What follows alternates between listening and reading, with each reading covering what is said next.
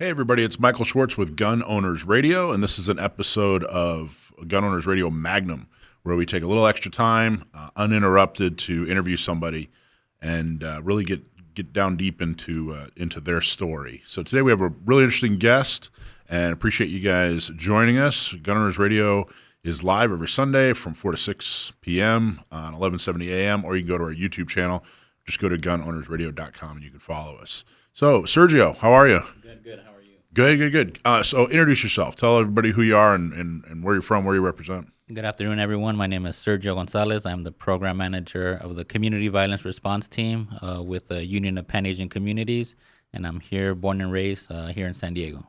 That's awesome. So the Community Violence Response Team? Yes. Tell us about that. What do you do for them? So this is a program that started about 10 years ago, and it's just what it means. I mean, we respond to all acts of violence in the community. We have a great team that is dispatched to assist families and victims that have been victims of any type of violence, community trauma. So we support these families with resources, do a lot of counseling, therapy. So our organization is based on a lot of mental health, but this is a program that we operate and support people that are out there that need. Wow, that's pretty amazing. Actually, let's go with like a real world example. Like, for example, maybe a murder happens in San Diego. Yeah, so if there's a homicide, we'll get a call from either a detective or captain of San Diego Police Department to. They don't give us any detail, just tell us, hey, come to this location to assist. So while the detectives and all the police personnel are doing their work, we want to be behind that yellow tape, with those families that are in distress, trying to identify if that's their family member, the victim, and just there's a lot of chaos when there's yellow tape. So our team is there to suppress that and make sure there's no tension between the police and the victim's family. So we're there to support, calm them down and just pretty much let them know to let the police do their work so we can also help, whatever, crisis they're going through. So you help them right there on the scene. Like, hey, you're going to be okay. We're here to help.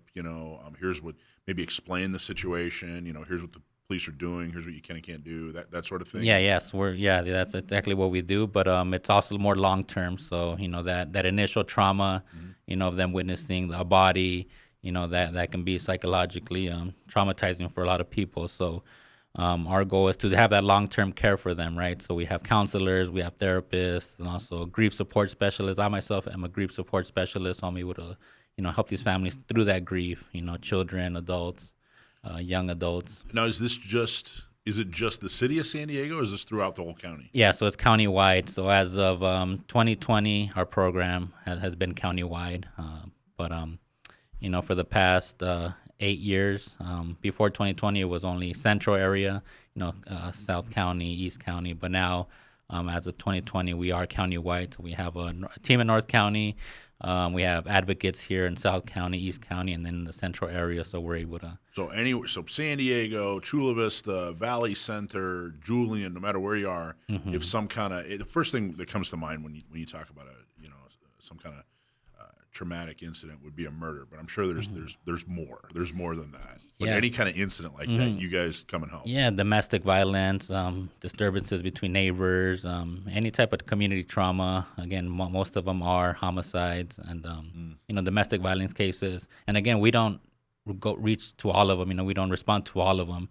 That's why we've been building these partnerships with the sheriff's department, police department, the captains, because the county has a PERT team. But PERT is only there to be there. What's PERT stand for? PERT, I don't know what they stand. I forgot what they stand for. But they're a crisis intervention team. They're also crisis. They do ride-alongs with the police, so they're with them. So if there's a crisis, there's always like a counselor, or a therapist there to suppress some of those emotions that are there. Wow. But we do that long-term aftercare. So we don't just see a client and then here's some resources, goodbye. We really like to be one-on-one with them and guide them through this journey. Again, most of our team has lived experience, so we all know what that's been through. Getting a call from a coroner's or going to the coroner's office to identify a loved one. So we know what that process is like. So we're there to support them and guide them through what they're going to be seeing. and even in court, accompany some of these families to court, where they have to face a perpetrator or relive that whole day of losing a loved one. So how many? I mean, is this? I'm assuming how many responders do you guys have? So currently, right now, we have in our full team staff, we have 10 full-time staff and 5 per diem staff, which are kind of part-timers that do after hours or in the weekends. So we have people. It's all divided, through the county, but So around 15. Around 15 people. So I mean, is this? Do you guys get calls daily, weekly, monthly? Like how often? Yeah, is something daily. daily? Something is Wow. daily. Yeah, daily. If we don't hear it from the captains or some type of authorities, we see it on Facebook. We see it on Instagram. When people start posting stuff, or they'll start letting us know. Since past clients will tell us, hey, we saw this. This happened to my neighbor. This happened to my family. So a lot of word of mouth incidents that we respond to. But yeah, I mean, it's daily. I mean, how? That's amazing. So that's a lot of work for 15 people. If it's happening almost daily, and you're helping them not just the hours after the incident, but the weeks and months after the incident, that's a lot of work for 15 people. Yeah. We definitely see that. We noticed that, and that's kind of what we're doing now is trying to identify grants or see how we can get more people on board. Because we do see the lack of support that we get sometimes, and it's a lot to cover countywide. And again, we don't respond to everything because we don't learn about everything, right? Right. These are the partnerships that we have to build, and that trust with police that'll let us know, hey, something happened over here, or come check this place out over here. But So how did you get involved? so I've been working for this organization for the past since 2018. But before this organization, I worked at another organization that worked with youth workforce development, a lot of at-risk youth, gang prevention. I myself grew up in the inner city. Grew up in a gang-infested community. So traditionally, I was supposed to be in a gang, following my neighborhood. But What kept you out? Why didn't you join a gang? I was very interested in art. I kind of went doing more street art, graffiti, and I ran into a Chicano muralist who mentored me. So I was able to be mentored by a Chicano muralist who painted, for a living. He made it for a living. He told me, hey, man, you should take your art, that raw talent that you have, and do something productive with it. You can sell your art, and then as a young kid, I mean, I didn't know anything about being an entrepreneur or being a self-sustained artist. So I kind of watched him, learned from him, and I became an artist. And with that artistry, we started a program that kind of diverted from gangs or street art into something more productive, entrepreneurship. Like instead of doing tags on the wall, do tags on a T-shirt. Put your tag on a T-shirt, put a price tag on it, sell it. So doing merchandise, branding, logos, designing, murals, custom murals.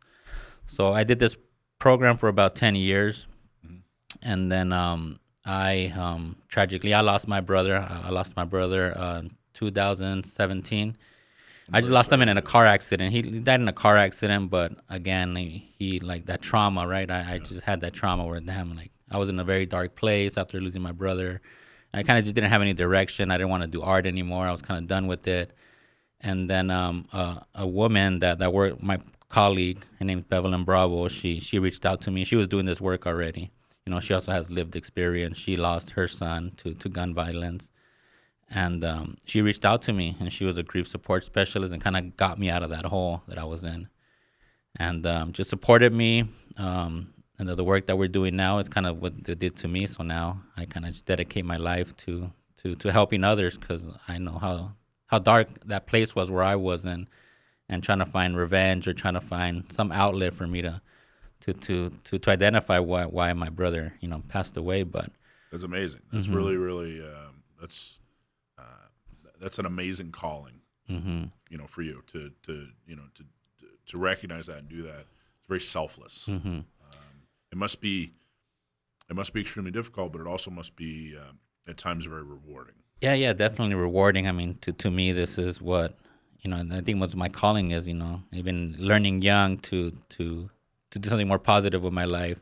I see these kids and I see myself in them. A lot of these inner city youth that really don't have any direction, and just trying to support them. And a lot of these kids, are being raised in foster care with no parents. Parents are incarcerated, being raised by grandparents. So, there's no direction there. So I know how easily they can fall into either a street gang or, drugs.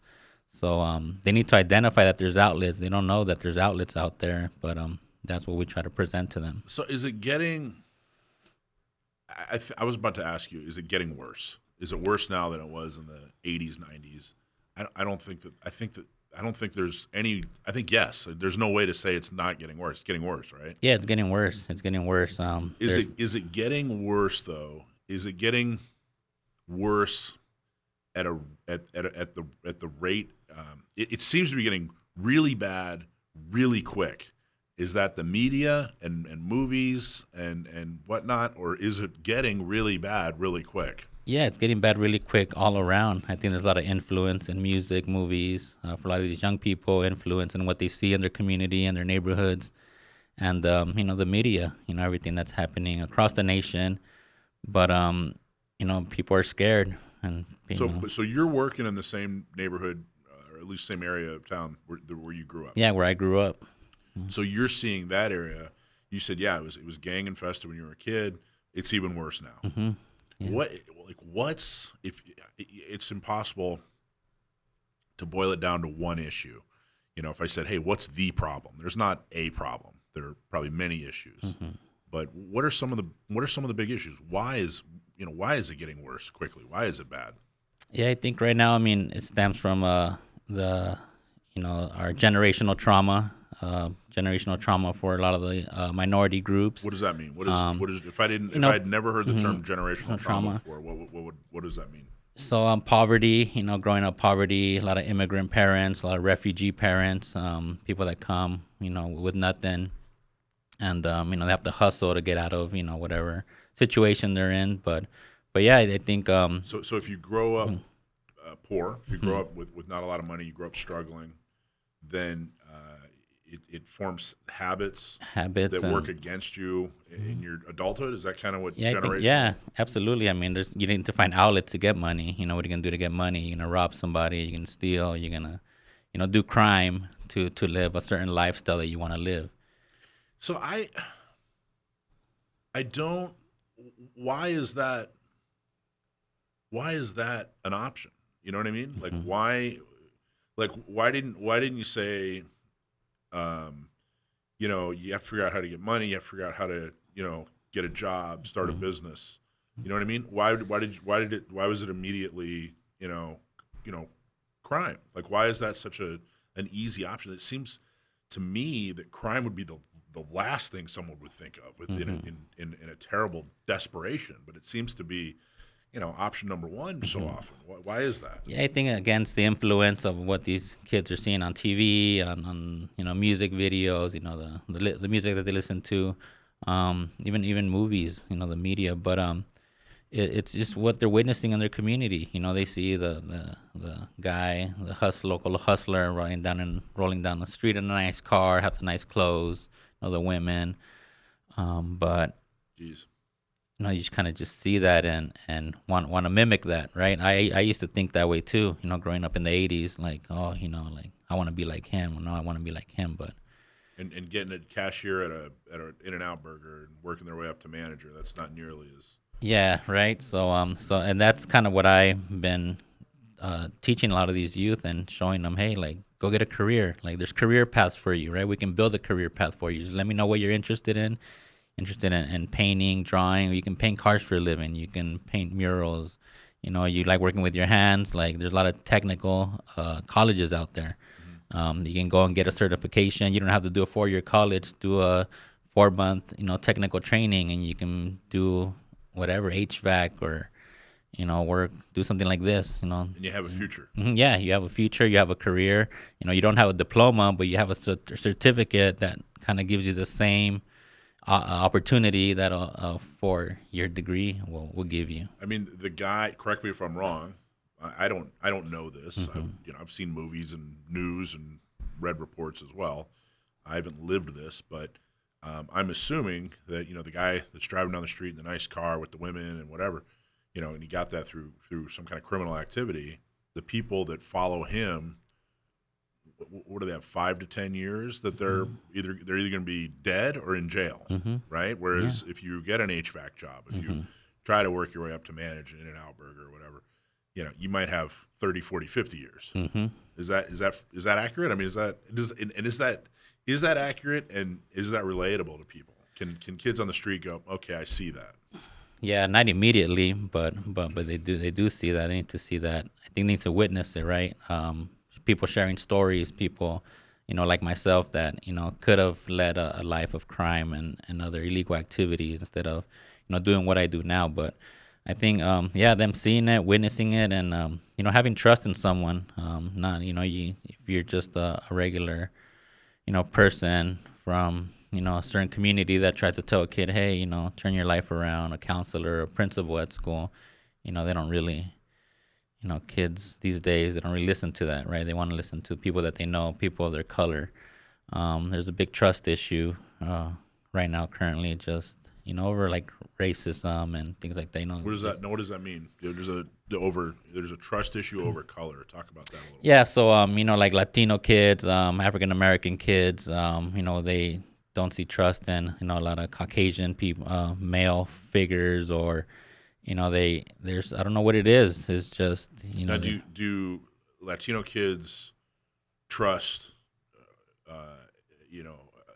just Latinos, or do they trust, or is it more of a, hey, when I look across the street, I see other Latinos, I see blacks, they're in the same situation I'm in, so I trust them. When I look across town and I see Asians and whites, and they seem to be having an easier time in life, so I don't trust them. Is it that, or is it, hey, I'm Latino, I only trust Latinos? Yeah, no, I think it's that. I think it's that they see other cultures and they don't really relate to them, or they see a lifestyle certain people have that they want, but I think it's more of how they need to be more out, so a lot of cultures, they take care of their problems at home, right? Like, we have an issue, we're going to take care of it at home. We're not going to go out and seek help.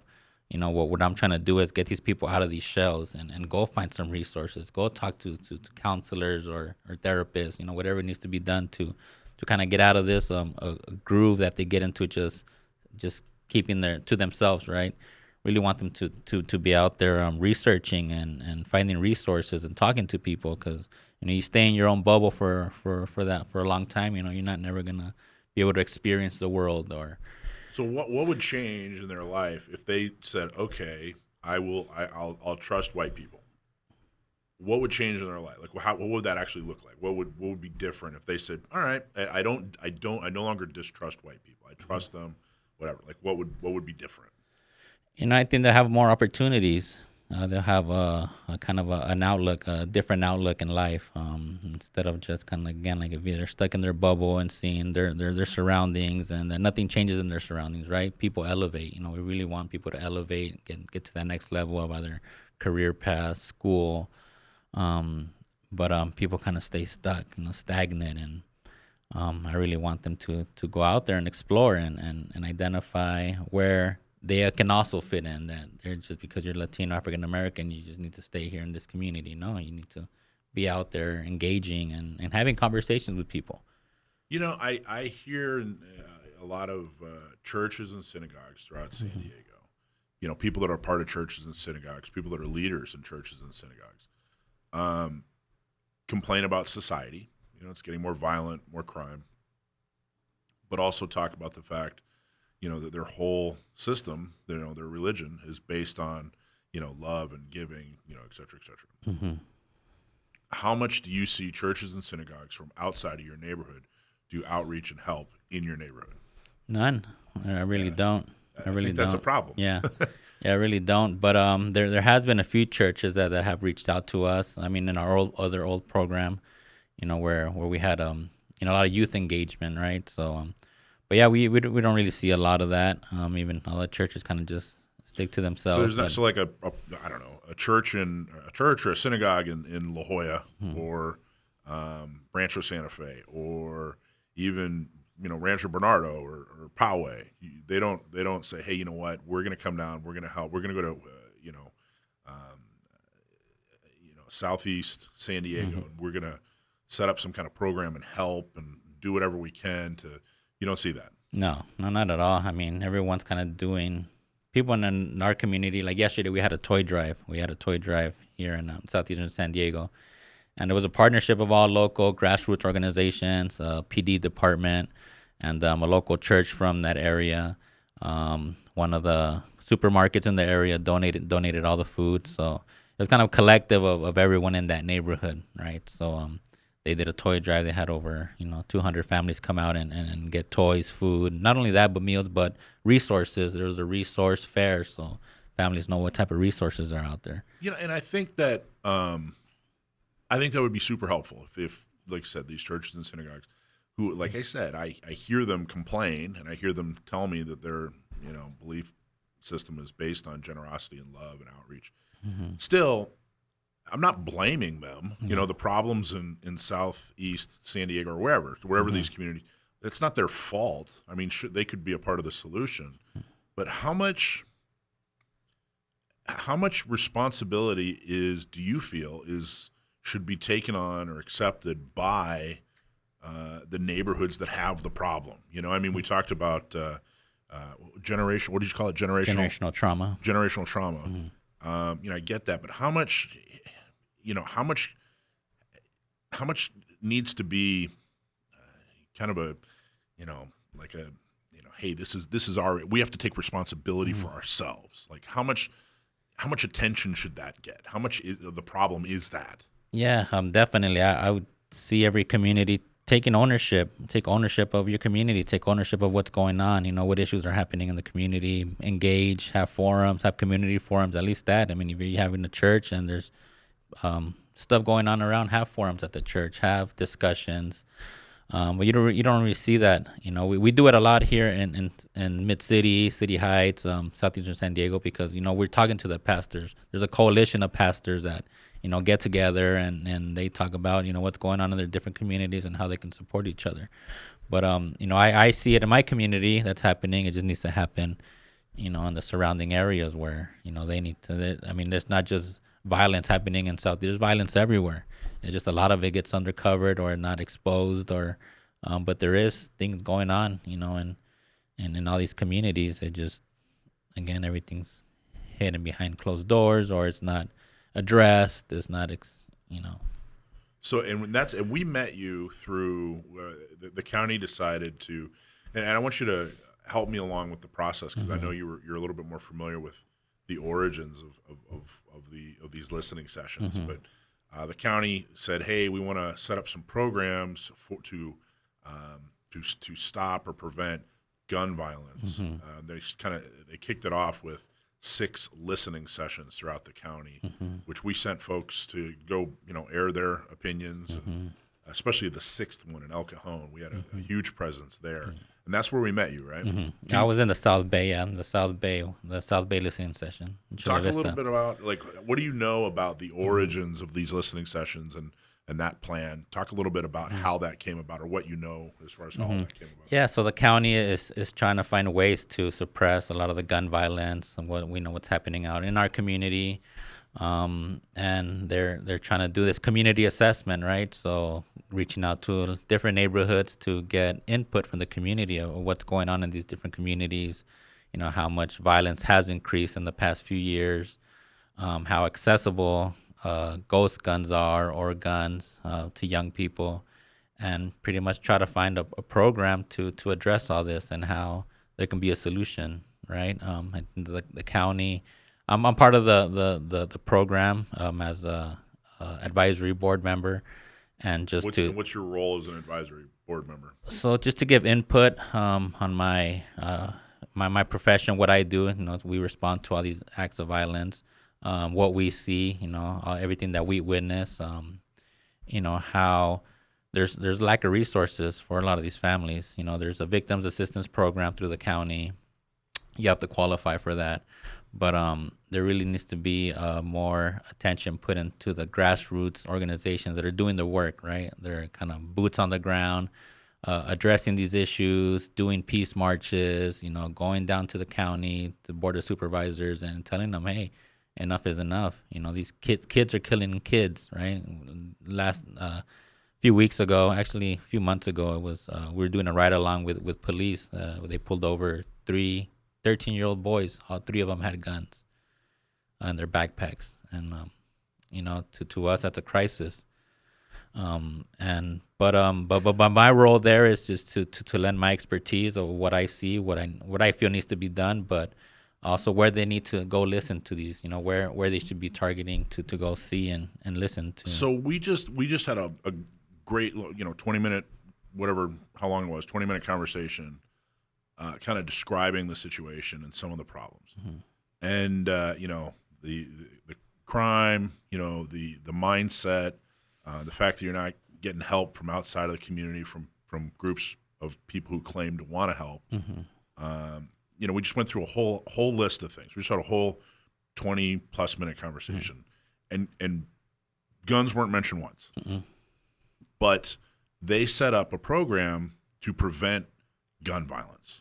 Why was it decided? Which, by the way, in my world, if you're a gun owner, if you're somebody that's involved actively in Second Amendment, advocacy, gun violence is a horribly offensive buzzword. Yeah.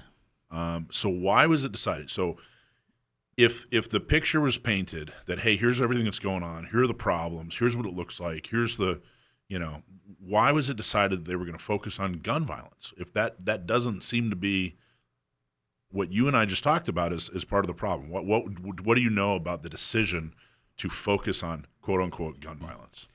Yeah, I think just that the statistics that have come out in the past few years, SANDAG and the different data that they've collected. I know there's been a lot of grants out there, a lot of money from the government, coming in, and how do we spend that, right? The county, again, their agenda, you'll see it in the listening sessions where people come in and say, well, the county isn't doing their job. They're, these civic leaders, they're not doing their work. But I think they're trying to do something, right? At least, if not prevention, so maybe some type of early intervention with young people, number one. There needs to be kind of more of a spotlight on the reentry, like a lot of the prisoners that are coming out of, early release, through COVID and all that. But there's been a big influx of gang rights crimes.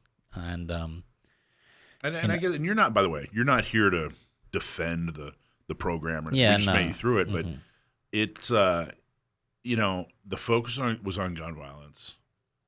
They put the word gun in there.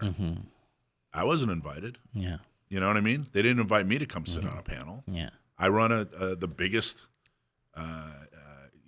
Second Amendment organization in the county. In fact, one of the biggest civil rights organizations in the county. They didn't invite me. There's not a gun manufacturer. There's not an FFL, a dealer.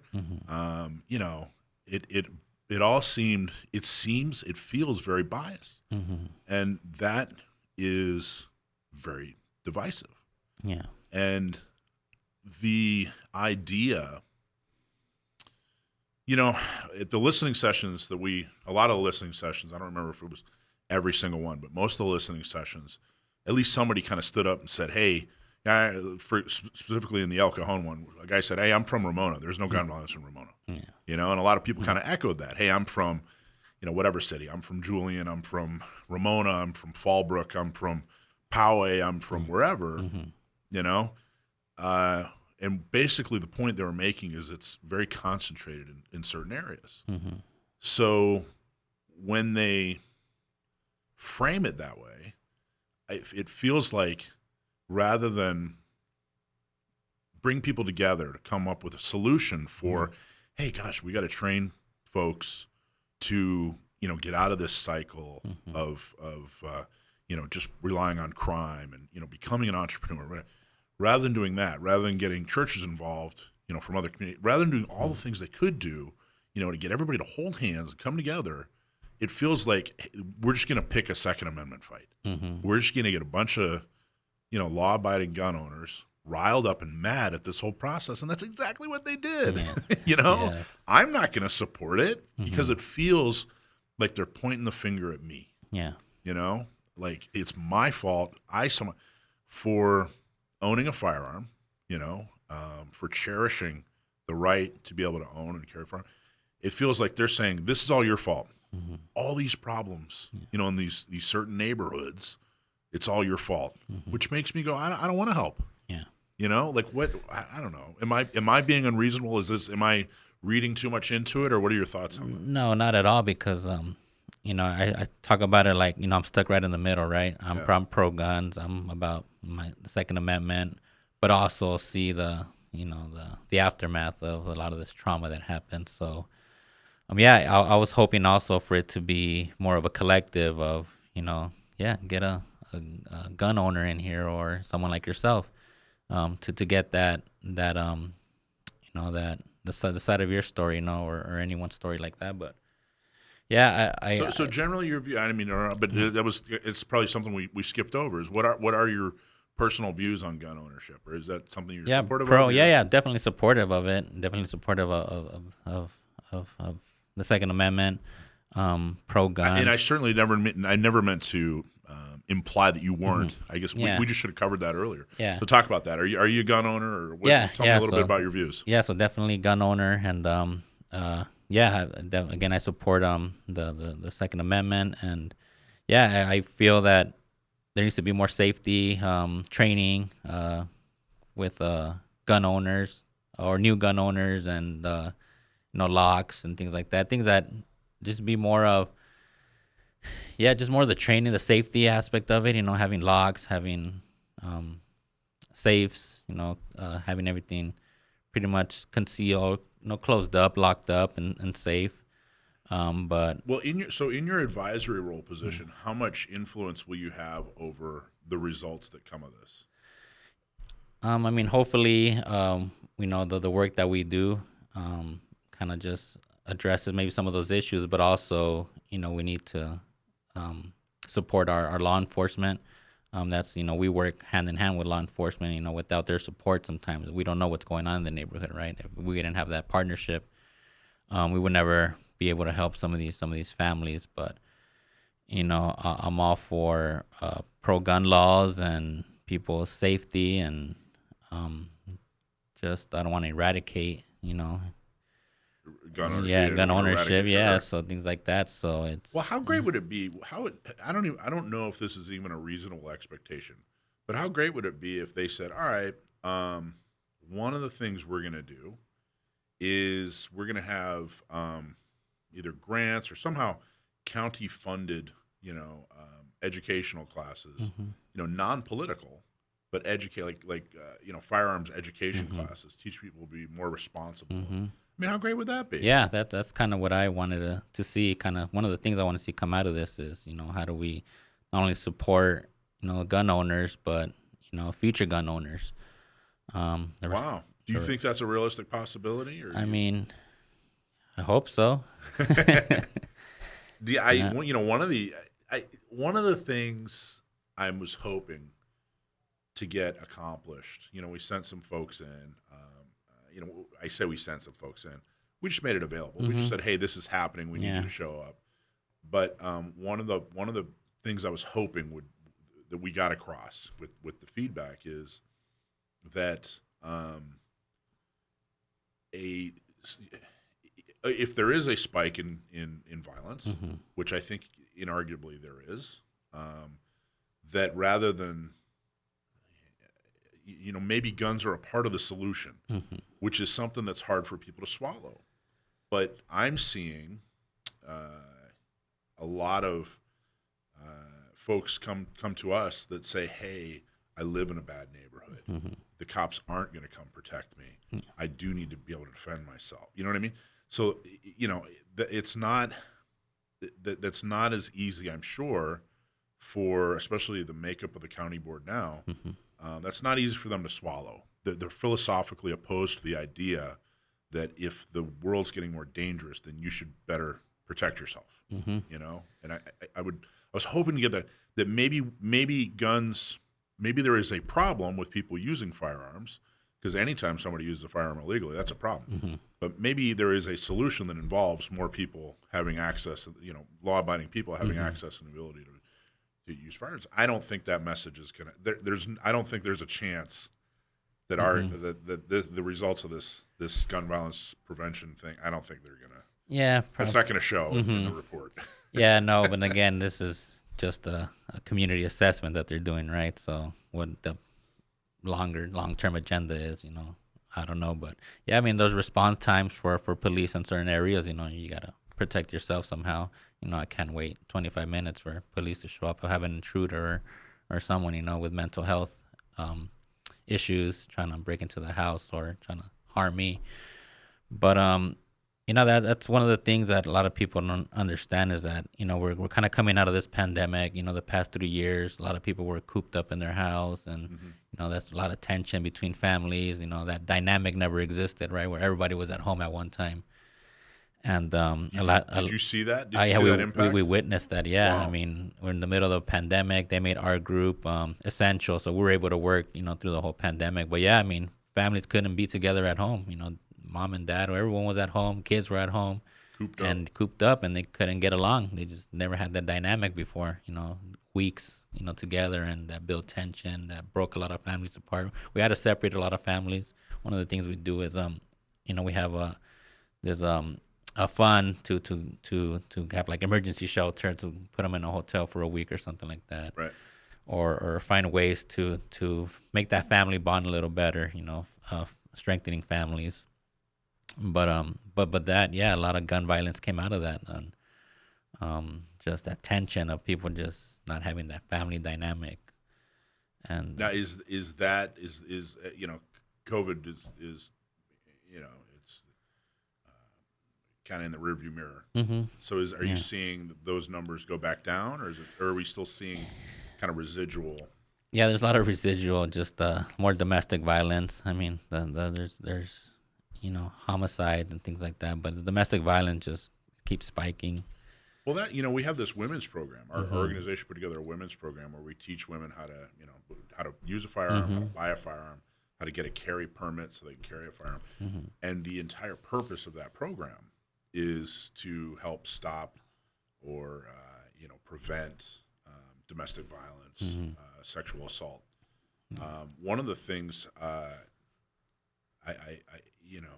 I would love to see if someone goes in for a restraining order and they get the paperwork to file a restraining order, put all the information in front of a judge. I would love to see them also be handed a CCW, a carry permit application. Yeah. Like, hey, here's your application for a restraining order. Here's your application for a carry permit and some resources to help you. And if you do get the restraining order, we're going to fast track your carry permit. You're going to we'll get you in front of somebody tomorrow. And I think I think that is a realistic possible solution. It's not it's not rainbows and gumdrops and unicorns. It's a very realistic look. If you're in danger so much that you have to go in front of a judge to get them a legal order that, hey, you stay away from me, then your life's truly in danger. Absolutely, yeah. I don't know. I guess I'm just kind of, from your perspective, what you do for a living, what you've seen, where you've grown up, the idea of, somebody relying on a firearm, getting a carry permit because they're being threatened by a spouse or domestic partner, whatever. What are your thoughts on that? I mean, is that something you support or you don't support or you're torn on? Yeah, definitely support that. I mean, you just came up with a really great idea, right? But again, a lot of these women are being victimized and they don't know where to go. They don't know where to turn for resources. A lot of people just, again, shove it under the carpet. But yeah, we But you think it's a realistic, the women you've seen who've been in these, you think it's realistic that, hey, let's get you some training. Let's get you the most effective self-defense tool ever created. For sure. I mean, you think that's a good idea? I think it's a good idea because, and it's up to the individual, right? Because there's always, we've had clients that are just repeat, right? It happens again, and like, when are you going to learn type of thing, right? So let's talk about that. So women that they get victimized by guy number one, they get through that, and then there's guy number two, and they're right back in the same situation. Yeah. What, it really does seem like, how does that happen? I'm not sure, but we try to do our best to provide those resources to go seek help. Go to What are resources to help somebody like that? Well, I mean, there's a lot of women's programs out there. A lot of you know, women. There's a lot of women programs. There's a domestic violence community center that they have also, and then just the DA's office has their own program for domestic violence. So we do our best to just lead them the right way. It's up to them to make that decision. And again, our program is there to take them. I'll drive them down there. I'll drive you. There's no excuse for you not to go and file any type of paperwork. I mean, I'll take you there. We take families to court all the time to be there to support with them, so we know kind of the process and we have these connections, right? So, but it's up to them to make that decision. So your background, what you do for a living, where you grew up, what you've seen. What do you think? What's a positive thing? What's a positive thing that you wish more, middle to middle upper class people in the suburbs knew about your neighborhood and the folks that you grew up with, your neighbors? What's a positive thing?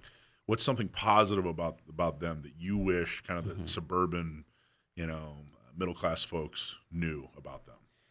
Yeah, I think the thing that I say the most is the arts and culture of these different communities and ethnicities, that they all have art and diversity, different cultures, food, art, then they celebrate it. We celebrate, there's always some type of cultural celebration, and really want people to embrace that and kind of see how beautiful people's food is, the culture. Come have a meal with somebody, one of these small town mom and pop restaurant owners, and the work that they're doing, right? So not only they have their entrepreneurial, experience doing a restaurant and celebrating their culture, but also they're doing something for the community, right? They're putting money back into the community. Although they're small business owners, you really see their participation in these local events, whether it's donating, food for an event or just being out as a resource for the community. But that's one of the things I tell people is just go out of your community and go see some of these small cultural celebrations or diverse groups they're doing positive things in the community. There's a lot of vibrancy in City Heights with a lot of these refugees that are coming in from Southeast Asia. And they're celebrating the culture. They're getting these kind of little pockets of cultural centers or celebration centers. You kind of see some of these signs like off of, I think the 15 is like Little Saigon, where you can go and it's like an event center. Like you can go and have an event there, but also see the art and culture and then celebrate that. I got to tell you, I think that's probably one of my favorite things about San Diego in general is the restaurants. Yeah. I mean, right? you can find I've found Himalayan restaurants. I've found East African restaurants. I've found you name the part of South America. I think it's amazing going in there and just saying, I have no idea what I'm doing. What should I try? And everybody's always been, oh, well, here, this is what we're known for. And that's something that we do when we invite people from outside the community. Hey, come, like listening session or something like that from our program to engage people, and we'll go to these small restaurants and cater it and have them cater it and have people try something new. But that's something that we do a lot, is invite the outside community to come in and see what we're doing, see what we're about. That it's not a waste of resources or county funding or whatever it is. People might think that we're doing, but well, if somebody's listening to this, I guarantee you, somebody's going to listen to this, and they live in a relatively crime-free neighborhood, and they followed the law their whole life, and they worked hard, and they got their hands dirty, and they raised kids, and they felt like they did everything right. They paid their taxes. I guarantee you, they're listening to this and they're thinking, why should I care? Why should I care about a neighborhood that I don't live in, that they probably wouldn't accept me if I came into that neighborhood, that, they're doing everything wrong. They're sitting there with their arms crossed, what would you tell that person? Why should they care about this? Yeah, man, I think they should care because we're kind of grooming our new future leaders, right? So in our communities, these young people that are full with energy and they're witnessing everything that's going on in our communities in our nation. These are going to be our future leaders, and we're training them. We're putting them to do civic engagement, go knock on people's doors, see what's happening in your own community, and let's address these issues. Let's have these community forums and address these issues. And yeah, we want to invite. When we have these community forums, invite outside people to come see the work that we're doing. That we're not just training, criminals. We're training our future leaders, and we're trying to find grants for them so they can go to college, and trying to find, whatever we can to put them in the right position so they can thrive and represent their communities, when going down to city councils to either protest for street lights, more street lights, whatever they need. That we know that they have a voice and their voice is powerful. So yeah, we welcome people to step out of that box and check out what's happening in a lot of these small pocket communities, because it's not just crime and violence, but we're witnessing this whole new generation of breaking that generational trauma. Mm-hmm. Right? Yeah, what do you call it, kids not going to college, minorities not going to college, doing 4-year college, getting degrees. We're helping break those cycles to give those kids opportunities. How much in the neighborhoods that you work in and see and help, how much do they funnel? It seems like when I was a kid, they'd funnel people into the military. Mm-hmm. You know what I mean? Like, Yeah. hey, you can't afford college. Mom and dad, it's a rough house that you grew up in. Go to college or go to the military. How much is that happening? Is there an aversion to that, or is that welcomed? Is that happening? Yeah, it's happening. I think we have a lot of again, influx of a lot of refugee youth, families, immigrant families. But I think it's a great opportunity. I know when I was in high school, they were heavily recruiting for the military, and I still see it. There's still recruitment centers in our area, and Does it help? Have you seen success stories like some kid, he barely making it through high school, he joins the Army, Marine Corps, Navy, whatever, and then 4 years he comes back and have you seen that kind of success? Yeah, definitely. Yeah. I had friends, personal experience, friends that went out and they were on the wrong path. Joined the military, straightened them out. Came back from tours, and they're thriving. People are thriving. And yeah, and I support our military and everything they do. Thanks to everyone out there, for their service. And yeah, I encourage young adults, that youth, hey, if you really don't have any direction, you don't want to do anything, join the military. Yeah, serve 4 years. Yeah. Mm-hmm. They'll give you a skill and make you wake up in the morning. And Yeah. Yeah. So I would imagine that your own story is probably your favorite success story, and you have a lot to be proud of. What is your second favorite success story? My second favorite success story. Yeah, I had this kid. We used to mentor this kid, and I don't know if I talked to someone at one of the listening sessions about our program was a safe zone. You come to our program and it's safe zone, but there's kids that came from other neighborhoods, and this kid would always come, and he always had a gun. He always had a gun on him, and it's. And always, he always is, I think he was like 14, 15 years old, and always had a gun. And I told him, I would talk to him, why do you carry a gun? Like, well, I need to get on this city bus to come see you guys, but I need to cross like 4 other neighborhoods to get to mine. So this kid, he was just like rough around the edges. He was just a tough kid. Couldn't break through him, and he was, I just could never break through him. And then one day I took him to Sony. I had a friend that worked at Sony. He liked video games, and I took him to Sony up here in Rancho Bernardo, and they gave him a tour of the place. I used to work there when I got out of high school. I worked at Sony. I would build laptops. I just gotta get a job, right? Straight out of high school. So, but I ended up having a friend that then they ended up doing like video. it's gaming pre-production to a video game. So they were doing design. He was a graphic designer, so they would design the graphics before it became a video game, right? I think concept. I forgot what it was. But I took him there, and he saw the media that they were doing, just graphic design. I think this was like in 2003, 2004. It's still pre like the super technology now, but yeah, he saw the 3D models that they were build. They would build like these 3D models with clay, and then they would they would videotape them, and then they would put them on the screen, right? So yeah, the kid he was hooked. He was hooked. Got into my friend Richard. He mentored him, show him things about kind of designing. This kid now, he owns his own graphic design firm.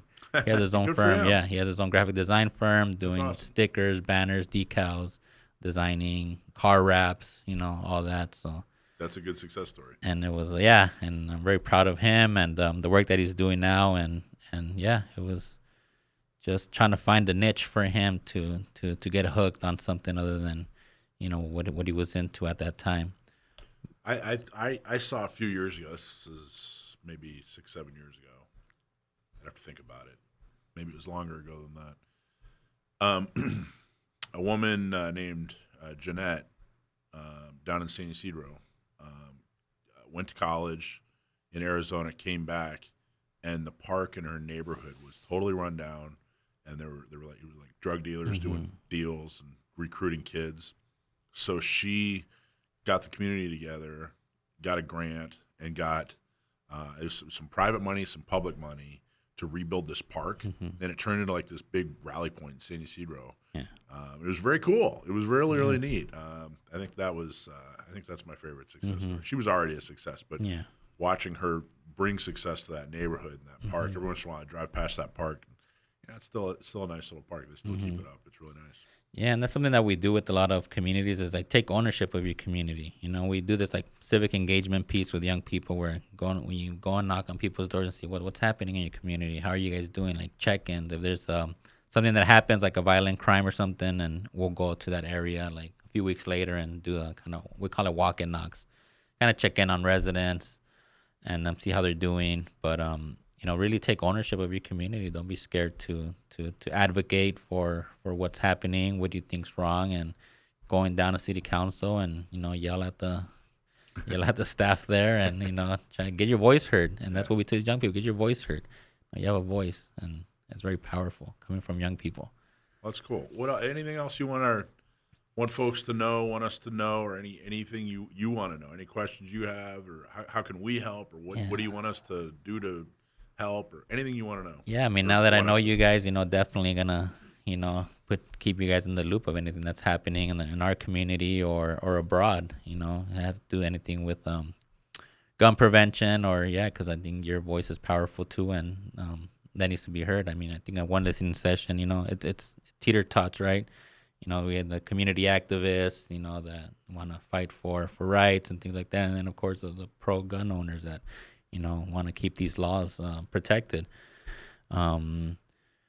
Policymakers, the county, they have their agenda, and we need to be in the forefront, fighting for our rights and fighting for what's right. What agenda they have, sometimes we're in the dark, but I mean, unless you're out there listening or you're out there identifying what's going on in the community, then you're not gonna know. So don't stay in the dark and do your research. Help someone out if they need help. And I got to tell you, 3,400 members and counting. Last year, over the last year, 2022, we signed up an average of 54 new members every month. It's not unusual for us to sign up, 60 members. I mean, we're growing. We're big and growing. And the folks that are involved in our organization are elected, they're community leaders, they're business owners. I mean, there are people that can get things done. Our organization has attracted fantastic people across the board. And still, there are people in positions of power who treat us like we are the problem. We're the solution. We can get a lot done. And I don't know, that message, I think that there's this national debate, this kind of us against them, and I get it, but when, down on Main Street here, it's not black and white. It's a lot more complicated. Yeah.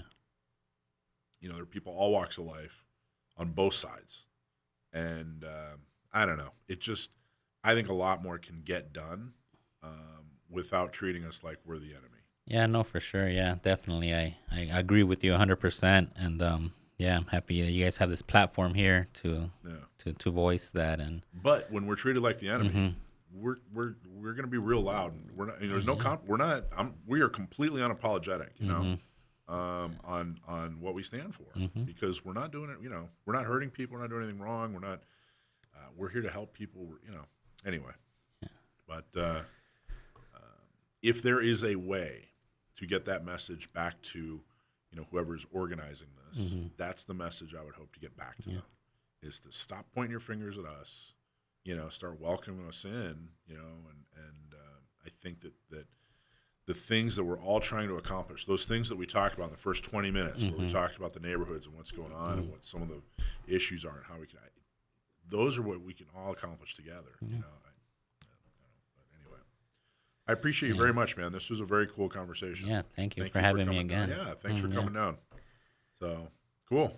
Well, thanks, Sergio. Thanks a lot. Yeah, appreciate it. Is there anything we could, how do we, real quick, is there a website or something? Can people donate to support the folks that you work for? Yeah, so we have our programs, UPACSD.com. That's UPACSD.com. And you can go on there and check out the wonderful work that we're doing. Again, our organization, a lot has to do with mental health. We have a lot of counseling and therapy. But there's other programs like ours. That's a community development program that just supports the community. And we're doing great things. Our whole organization is doing great things with the community, and we just want to show support however we can. Cool. Excellent, man. Thank you guys so much. Take care. Thanks for watching our Magnum show, where we dig into gun owners topics a little more in depth. You can watch us live every Sunday from 4 to 6 p.m. California time, right here on our YouTube channel, or if you're in the San Diego area, you can listen to us on 1170 a.m. We're also available on your favorite podcast platform for free. Don't forget to like and subscribe so that you can help restore and protect the Second Amendment, not just in California, but across the country.